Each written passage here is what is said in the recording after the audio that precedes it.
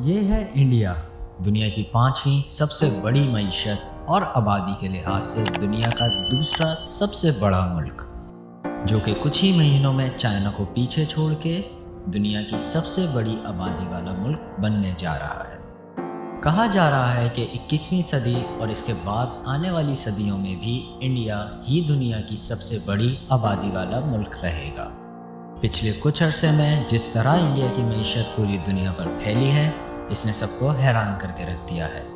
Analyst یہ پیشن گوئی کر رہے ہیں کہ 2026 تک انڈیا جرمنی کو پیچھے چھوڑ کر دنیا کی چوتھی سب سے بڑی معیشت بن جائے گا۔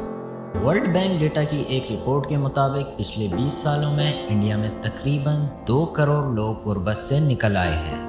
معیشت کی پیشن گوئی کرنے والے انڈیا کو دی نیکسٹ چائنا کہہ رہے ہیں۔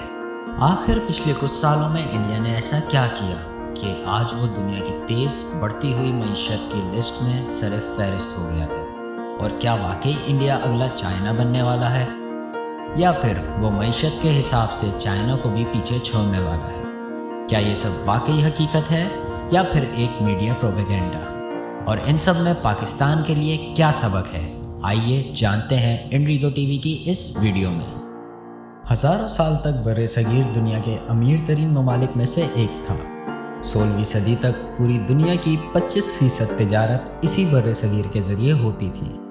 پھر آئے انگریز، جنہوں نے 200 سال تک انڈیا پر حکومت کرنے کے بعد اسے اس حال میں چھوڑا کہ گولڈن برڈ کہلانے والا ملک 2 حصوں میں تقسیم ہو چکا تھا اور ہر طرف غریبی اور بھوک کے ڈیرے تھے۔ ہزاروں سال سے اکٹھے رہنے والے ایک دوسروں کے گلے کاٹ رہے تھے۔ خیر، 1947 میں پاکستان اور انڈیا آزاد ہوئے اور 1.5 سال بعد ہی بارڈر کے اس پار چائنا میں کمیونسٹ پارٹی نے ملک کا اختیار سنبھال لیا۔ انڈیا، پاکستان اور چائنا تینوں کی حالت لگ بھگ ایک جیسی ہی تھی۔ جہاں یہ تینوں ملک ریسورسز کی کمی، بدعنوانی اور سیاسی مسائل کا شکار تھے، وہیں ہانگ کانگ، ساؤتھ کوریا اور سنگاپور مسلسل ترقی کر کے شیر کی طرح پھیل رہے تھے۔ چائنا اس وقت سنگاپور کی پروگریس سے بہت زیادہ خوش تھا۔ چائنا کے آفیشلز سنگاپور جاتے تاکہ سنگاپورین ماڈلز کو جان سکیں۔ اب ظاہر ہے سنگاپور اور چائنا میں بہت زیادہ فرق ہے، مطلب سنگاپور کی آبادی چائنا کی آبادی کا 0.5% بھی نہیں۔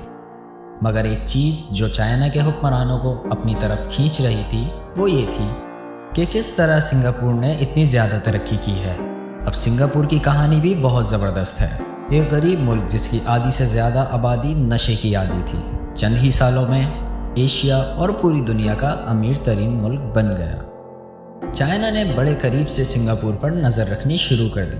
چائنا کو سب سے بڑا فائدہ یہ تھا کہ اس کے پاس بہت بڑی اور سستی مزدوروں کی فوج تھی۔ یہ تھا بھی انڈسٹری اور انقلاب کا دور، اور فیکٹریوں میں بھی کم ہنرمند اور سستے مزدور چاہیے تھے۔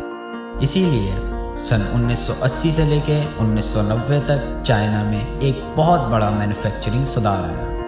مصنوعات جیسے کہ کھلونے، پلاسٹک اور لینن وغیرہ کی مصنوعات چائنا شفٹ ہو گئی۔ اس زمانے میں چائنا کی سالانہ پیداوار 10% تک جا پہنچی۔ یہی وہ وقت تھا جب انڈیا نے بھی اپنے دروازے باہر کی دنیا کے لیے کھول دیے تھے، اور 1991 سے اب تک انڈیا ایک بہت طاقتور ترقی کی رفتار پر آ گیا ہے۔ دوسری طرف یہی وہ وقت تھا جب پاکستان مارشل لاء اور سیاسی مسئلوں کے گہرے بادلوں میں گھر گیا تھا۔ کوئی بھی الیکٹڈ گورنمنٹ اپنا وقت پورا نہیں کر رہی تھی، اور ہر 2 سے 3 سال بعد گورنمنٹ چینج ہو رہی تھی۔ ہر نئے آنے والی گورنمنٹ پرانی گورنمنٹ کی پالیسیوں کو منسوخ کر دیتی تھی۔ جب سیاسی مسئلے اتنے زیادہ ہوں تو عوام پریشان ہو جاتی ہے، اور یہی وہ وقت تھا جہاں انڈیا پاکستان سے بازی لے گیا۔ انڈیا دنیا کی سب سے بڑی جمہوریت ہے۔ انڈیا پاکستان کے ساتھ ہی آزاد ہوا اور تقریباً ایک جیسے حالات میں ہی رہا، مگر وہاں پر کبھی مارشل لاء نہیں لگا، کبھی بھی آرمی نے الیکٹڈ حکومت کا تختہ نہیں پلٹا، اور اس لیے وہاں کی پالیسیز میں وقت کے ساتھ ساتھ سدھار آتا رہا۔ دوسرا ایک بہت بڑا فائدہ جو انڈیا کو حاصل ہوا وہ یہ تھا کہ انڈیا دنیا کا سب سے بڑا انگریزی زبان بولنے والا ملک ہے، جہاں پر تقریباً 10 سے 12 کروڑ لوگ انگریزی نہ صرف سمجھ سکتے ہیں بلکہ بول بھی سکتے ہیں۔ اور یہی وجہ تھی کہ مغربی دنیا میں انڈیا ایک مطلوب ملک بن گیا۔ इंडिया को जो एक और बहुत बड़ा फ़ायदा मिला वो उसकी बहुत बड़ी आबादी, जिसमें तकरीबन 58% लोग 30 साल से कम उम्र हैं। 1950 में चाइना की लगभग आबादी तकरीबन 55 करोड़ थी और इंडिया की तकरीबन 35 करोड़। लेकिन पिछले 70 सालों में तकरीबन इंडिया की आबादी 390% बढ़ी है और अभी भी वो इस मिक़दार में बढ़ रही है जिस पे यूनाइटेड नेशन के मुताबिक 2050 तक इंडिया की आबादी में 20 करोड़ लोग और शामिल हो जाएंगे। इतनी बड़ी इंसानी ताकत के साथ इंडिया चाइना को सस्ती मजदूरी में मुकाबला दे रहा होगा, बल्कि इसकी पहल तो काफ़ी हद तक शुरू हो भी चुकी है। इंडिया की रियासत तमिलनाडु में इंडियन कंपनी टाटा आईफोन के अज्जा बना रही है। इक्तिसादी वफद के मुताबिक अगले कुछ सालों में इंडिया दुनिया का सबसे बड़ा आईफोन बनाने वाला मुल्क बन जाएगा और कुछ ही बरस पीछे जाएं तो आईफोन को पूरी तरह से चाइना तैयार कर रहा था। इसी तरह कुछ खबरों के मुताबिक अगले 20 से 30 सालों में इंडिया में तकरीबन 50 करोड़ लोग मिडिल क्लास इनकम में शामिल हो जाएंगे। इतनी बड़ी मिडिल क्लास पूरी दुनिया में कहीं नहीं। जब ये लोग पैसा खर्च करेंगे तो डोमेस्टिक डिमांड बढ़ेगी, पैसे की तादाद बढ़ेगी और मईशत भी मज़ीद बढ़ेगी। और इसलिए माहिर इक्तिसादियात पेशन गोई करते हैं कि 2027 से 2030 के दरमियान इंडिया जापान को पीछे छोड़ के दुनिया का तीसरा बड़ा मईशत भी बन सकता है। बड़ी आबादी के बाद इंडिया को जिन चीज़ों ने आगे बढ़ाया है उसमें शामिल है एडमिनिस्ट्रेशन, डिजिटाइजेशन, जिससे गवर्नमेंट के उमूर बहुत तेज़ी से मुकम्मल हो जाते हैं।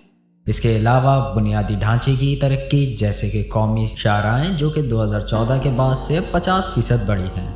इसी तरह हवाई जहाज़ की सहूलियात, सस्ती इंटरनेट सहूलियात, जदीद फ़ोन और सस्ती टेलीकम्युनिकेशन की सहूलियात, जिसकी वजह से इंडिया की मईशत बहुत तेज़ी से बढ़ी है।